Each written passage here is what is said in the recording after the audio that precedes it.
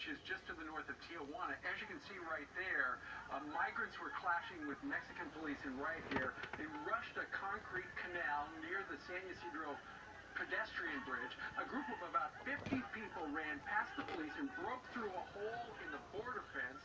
Some people in the group threw rocks at agents on the other side, and a number of agents were apparently hit by rocks, and that's when the authorities deployed pepper balls and tear gas in an attempt to get people to disperse and turn around. Oh my gosh, it was so chaotic there. They had to close down, they had to suspend the north and southbound crossings there at the San Ysidro port of entry because it was so chaotic. They had to tell the pedestrians, you can't go through here. They had to tell the drivers in their cars, you got to stop here, you can't come through. Because Griff had reported earlier in the morning that they were going to try to bum rush the border through that port of entry. Correct. When they closed that port of entry, then they tried another means.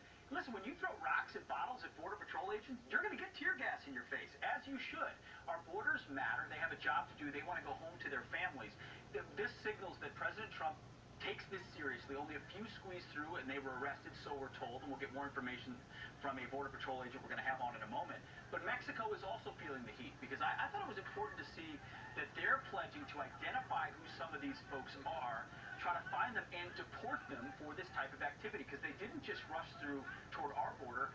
There were Mexican police officers there, too, who they pushed through to get to the border. Well, Mexico says they do intend to deport 500 migrants. The president was tweeting about this. He said Mexico should move the flag-waving migrants, many of whom are stone-cold criminals, back to their countries. Do it by plane, do it by bus, do it any way you want, but they are not coming into the United States.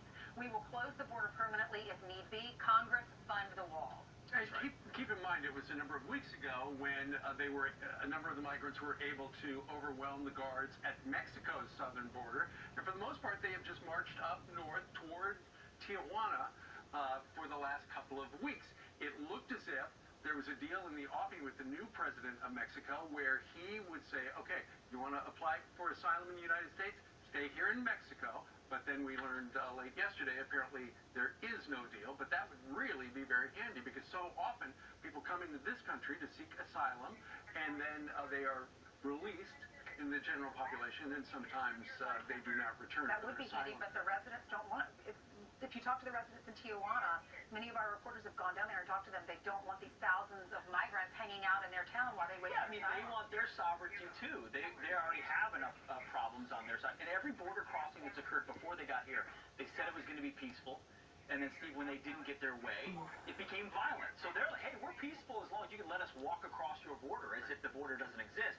The minute you stop us, well, then the young men start throwing rocks at bottles. Well, you know what this is? According to Dan Bongino, this is an invasion. The Democrats have shown no substantive policy proposals to stop this chaos on the border at all. Donald Trump right now seems to be the only prominent Republican out there really speaking out forcefully on this issue. Listen, guys, we were told a couple things, right? That there was no caravan by the liberal media and the Democrats. That's clearly not true. And we were told, secondly, this was not an invasion, which as of yesterday, granted, I don't mean to be hyperbolic about it, but clearly what happened yesterday were people trying to invade our border. You know, I think what makes this issue so divisive or polarizing is that you have President Trump saying, or you have the left saying, what about the plight of the migrant, of the illegal immigrant, who may be wanting to come here for a job or to reunite with a family? Maybe they're not a part of MS-13, they're not trafficking kids or drugs, they just want to get here.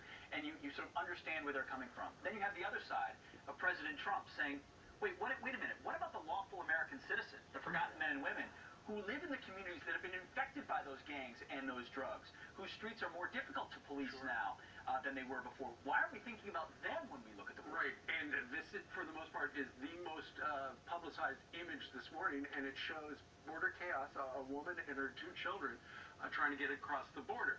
There are a number of others in the background, but a bunch of dudes behind them, well, nonetheless, it's heartbreaking to see that. I mean, the kids don't have any shoes on, and there's tear gas all over the place. And the kids are in diapers, and the mom has an Elsa and Anna t-shirt, which every mother in America can relate to if you have a little one who loves Frozen.